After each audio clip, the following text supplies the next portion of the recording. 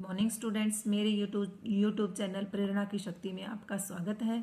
आपकी रिक्वेस्ट के अकॉर्डिंग आज व्याकरण के एक टॉपिक समास की वीडियो अपलोड कर रही हूँ। कृपया आप ध्यान से सुनेंगे। समास में सबसे पहले हम यही समझेंगे कि समास होता क्या है। जैसे दो शब्दों के मेल से जो नया शब्द बनता है उसे समास कहा जाता है, और इस विधि से जो शब्द बनते हैं नए शब्द, उसे हम समस्त पद कहते हैं। समस्त पद तो इन शब्दों को मिलाकर बनाया जाता है। जब समस्त पदों को अलग अलग करके लिखा जाता है तो उसे हम समास विग्रह कहते हैं।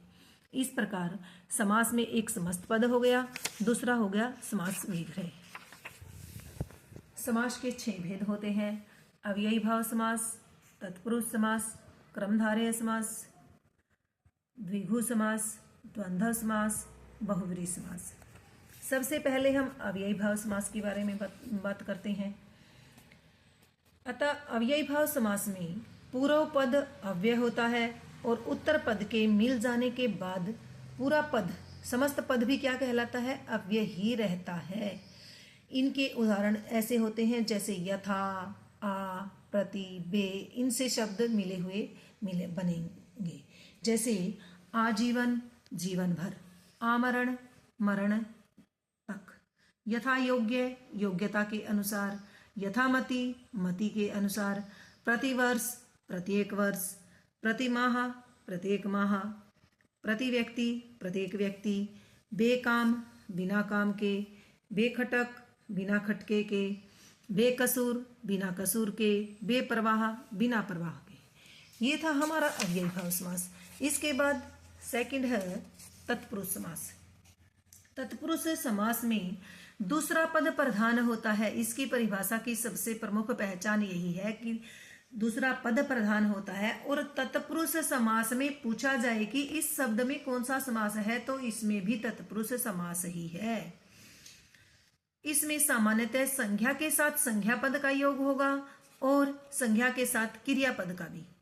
जैसे विद्या, विद्यालय, विद्या प्लस आलय, विद्या संज्ञा है, आलय भी संज्ञा है। तत्पुरुष समास में किसी कारक की विभक्ति रहती है परंतु समस्त पद में उसका लोप हो जाता है। जो कारक होते हैं 8 प्रकार के कारक, उसमें से पहला कर्ता कारक और अंतिम संबोधन कारक नहीं होता। बाकी सभी कारक और विभक्ति चिन्ह लोप कर दिए जाते हैं। जैसे कर्म को करण से के द्वारा, संप्रदान के लिए, अपादान से अलग, संबंध का के की, रारे री, अधिकरण में पर। पहला और अंतिम कारक को छोड़ करके 6 इसके भेद हो गए, कारक तत्पुरुष के भेद हो गए। जैसे कर्म तत्पुरुष के भेद देखो। जनप्रिय, जन को प्रिय, ये को विभक्ति चिन्ह है। जब इसका समस्त पद बनाते हैं जन को प्रिय का, जन प्रिय में इस विभक्ति चिन्ह का लोप कर दिया जाता है। स्वर्गीय, स्वर्ग को गया। करण तत्पुरुष, करण तत्पुरुष में क्या होता है? से या के द्वारा होता है। जैसे तुलसी कृत, तुलसी द्वारा कृत, स्वरचित, स्व द्वारा रचित। आगे संप्रदान तत्पुरुष, संप्रदान तत्पुरुष में के लिए विभक्ति का लोप किया जाता है। जैसे परीक्षा केंद्र, परीक्षा के लिए केंद्र, विद्यालय, विद्या के लिए आलय। अपादान तत्पुरुष से अलग होना विभक्ति का लोप होता है। जैसे पथ भ्रष्ट, पथ से भ्रष्ट, भयभीत, भय से भीत। इससे अपादान कारक के बाद है संबंध। जहां पूर्व पद में संबंध कारक की विभक्ति होती है, का, के, की, रा, रे, री, इसका लोप कर दिया जाता है। देशभक्ति, देश की भक्ति, राष्ट्रपति, राष्ट्र का पति। अधिकरण कारक, अधिकरण कारक में पर विभक्ति होती है, इनका लोप कर दिया जाता है। पुरुषोत्तम, पुरुषों में उत्तम। सिर दर्द, सिर में दर्द।